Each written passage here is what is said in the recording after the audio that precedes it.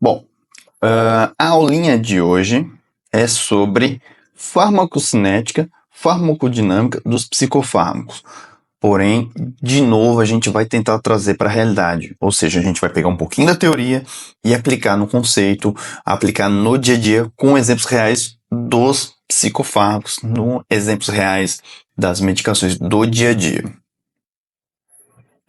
Bom, o que a gente precisa falar? De novo, como a ideia aqui não é entupir vocês de teoria, mas é só para vocês saberem que existe. Bom, a ligação de receptores metabotrópicos, ou seja, dependentes de proteína G. O que é isso? Bom, existe uma proteína na membrana, proteína dita G, ela tem subunidades, como alfa, por exemplo, que é a parte ativa. Essa proteína, quando ela se divide, ela acaba ativando, segundo mensageiros, como o AMP cíclico e inositol trifosfato, que aí vai gerar uma resposta fisiológica, uma resposta biológica, melhor dizendo. Um exemplo disso são os antidepressivos ou os inibidores seletivos da recaptação de serotonina. A gente vai falar melhor deles, tá? De novo, o foco não é esmiuçar isso aqui não, tá, pessoal? É só para vocês saberem, existe.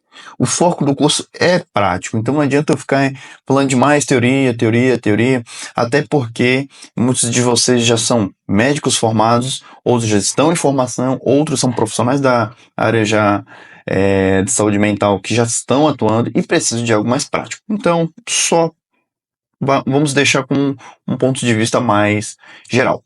E uma outra ação é pelos canais iônicos, que é os ionotrópicos, canais iônicos, que eles aumentam a abertura de canais. Canais de quê? Por exemplo, de sódio, potássio e etc. Por exemplo, quem que age assim? Diazepam, por exemplo, um exemplo. Diazepam, que é das classes dos benzodiazepina. Slide bem rapidinho, tá, pessoal? Só para vocês dizerem assim, ok, eu vi isso no curso. Do ponto de vista prático, a gente não precisa saber isso de forma esmiuçada. É interessante do ponto de vista científico, tá? Mas vamos para o que a gente precisa saber, que é a proposta do curso. Vamos lá. Farmacocinética. Como o nome já diz, cinética tem a ver com movimento, farmaco é substância. Como que esse fármaco se movimenta dentro do corpo, vamos assim dizer? Tudo começa pela absorção. E essa absorção depende das vias. Como eu já coloquei aqui, vias.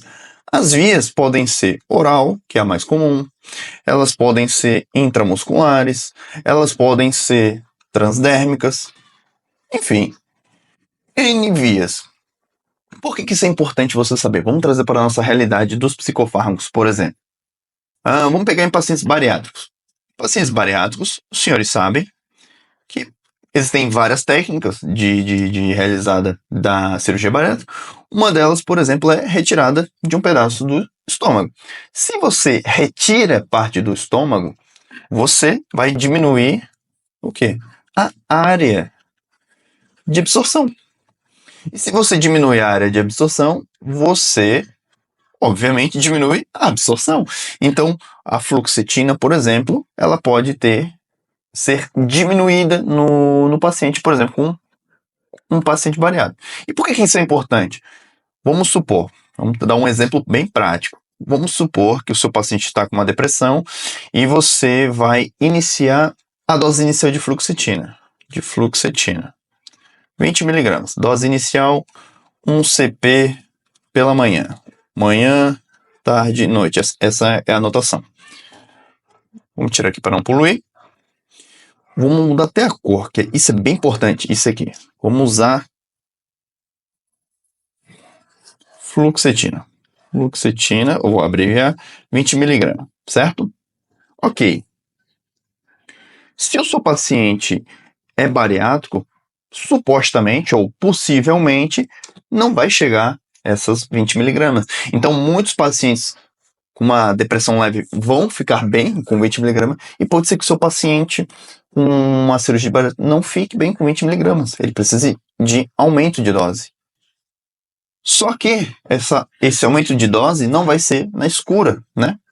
vai ser de que modo? Você vai ver o seu paciente com mais frequência. Então vamos supor que num paciente sem esse procedimento, você fosse visualizar ele novamente daqui a 2 meses, talvez seja interessante para um paciente bariátrico você vê-lo antes, você encurtar, porque você sabe que a absorção dele existe um certo comprometimento. Então, a absorção é o primeiro movimento do organismo. Segundo ponto, distribuição. Como ele é distribuído? Bom, essas substâncias, psicofármacos, eles precisam apresentar a mesma polaridade das barreiras que eles vão ultrapassarem, que são lipossolúveis. Então é bem importante essa informação aqui, que eu vou somente citar, porque no próximo bloco a gente vai explicar o porquê disso. Então, vamos supor uma medicação N qualquer.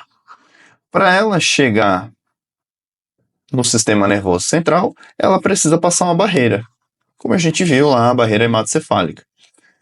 Vamos abreviar, HC. Então ela precisa ter essas características. Tudo bem, mas por que eu preciso saber disso? Porque vira e mexe, sai na internet aí, vocês como doutores vão ter que orientar seus pacientes que determinada substância trata depressão, determinada substância trata ansiedade. Quando muitas vezes você vai ler um artigo, já no início já mostra que a substância ela é hidrossolúvel, ou seja, não vence a barreira, pessoal, não passa a barreira hematocefálica. Então não adianta prescrever isso para o seu paciente.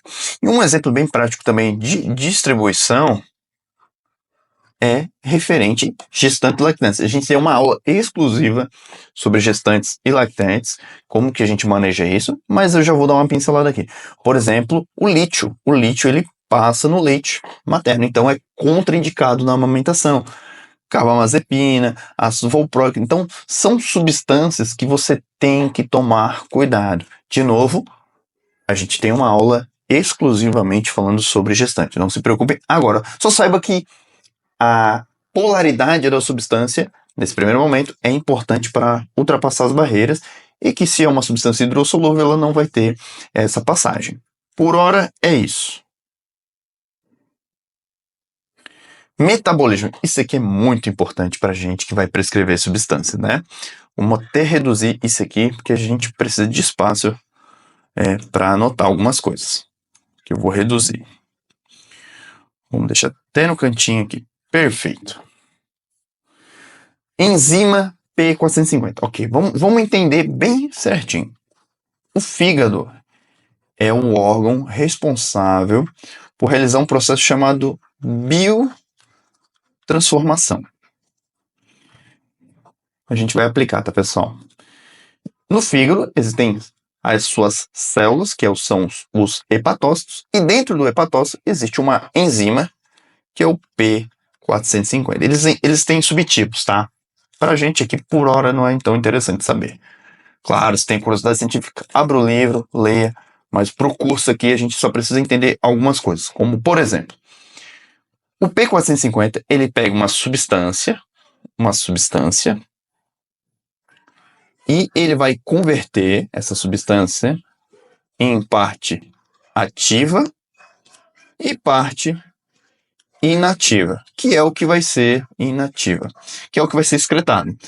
A parte ativa, obviamente, ela é lipossolúvel, como a gente mencionou, e a parte inativa é hidrossolúvel. Ok. Por que eu preciso saber disso?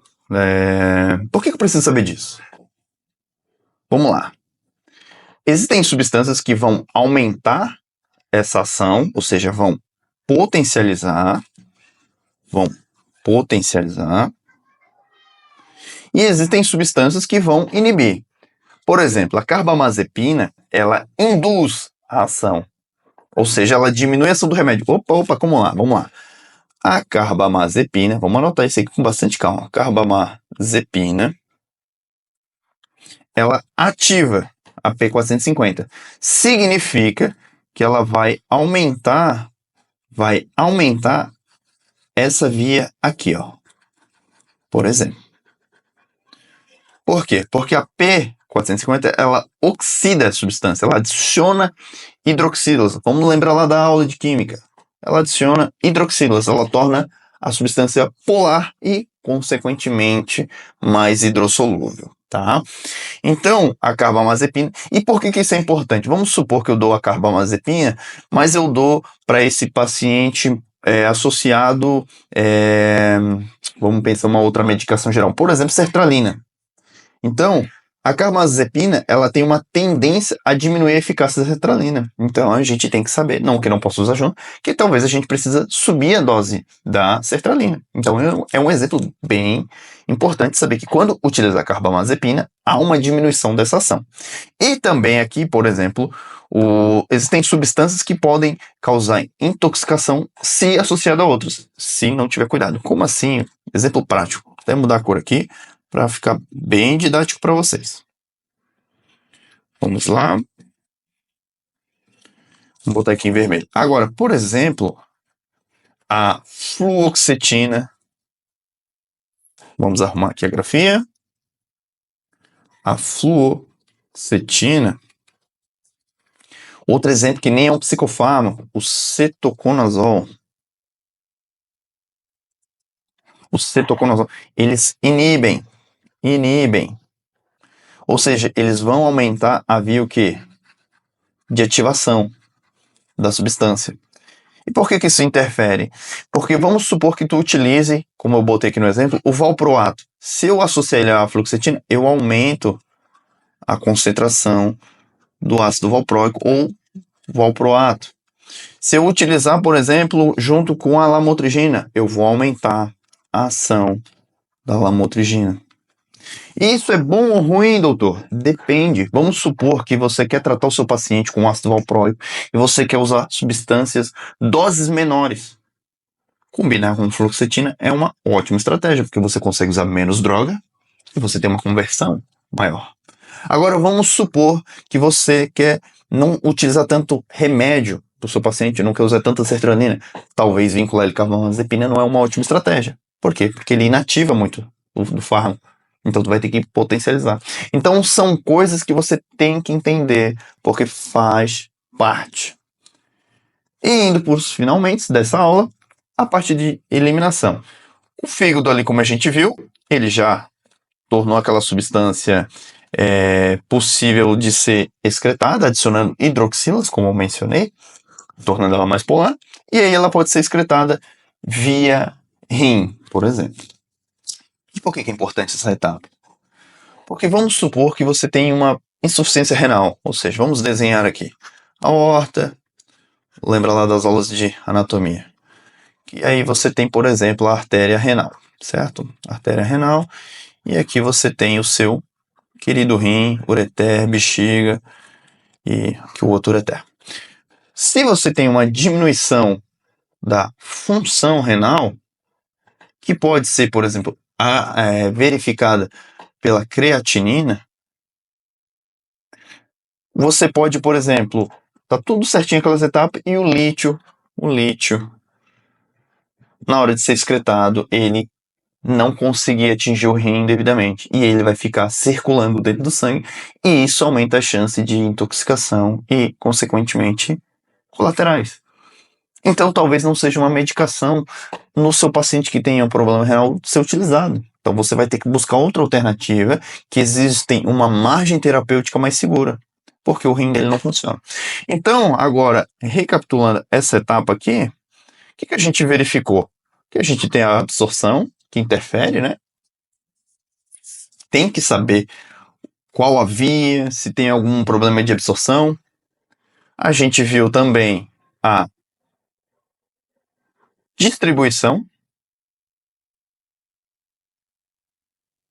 A gente viu, no final, eliminação.